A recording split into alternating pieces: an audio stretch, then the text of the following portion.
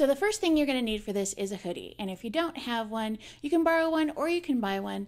And then the other thing you're going to want to do is check out the cutting faux fur video if you haven't yet, and that is up over here. Then buy faux fur in the color and length you like.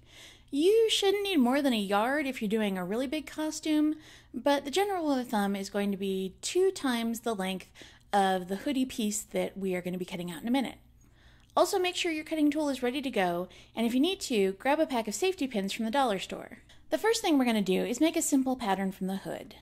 You want the pattern to be the length of the hood plus an extra 3 fingers at the top.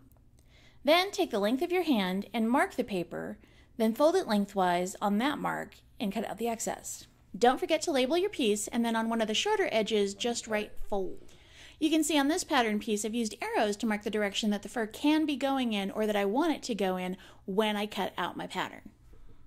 Trace the piece out, flip it, and trace it again. Make sure to mark the middle. Then just take your x-acto or razor blade and cut out the piece.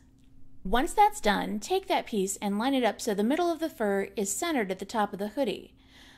Then you're just going to pin it down both sides.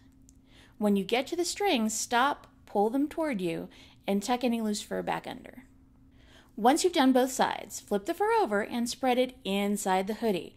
It should just lay down naturally. Then repeat the steps by pinning this on the inside all the way around as well. Once you're done with that, the rest of this is going to be super easy. For the cuffs, we're going to measure the paper to their height plus 2 fingers this time. For the length of the pattern, we're just going to measure double the length of the cuff. And then cut out 2 because you're going to need one for each of the sleeves. And just like before, we're lining up the middle of the fabric with the top of the sleeve. The fur should be running up toward the shoulder, and we're going to pin this right next to where the cuff meets the sleeve. Once that's done, we'll pin the 2 open edges together, and it should look like this. Then we're going to take the fur and turn it down over the cuff, and you're done.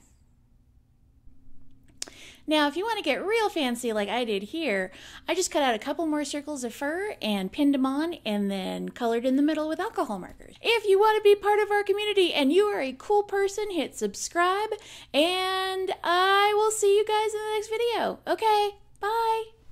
Roar. Roar.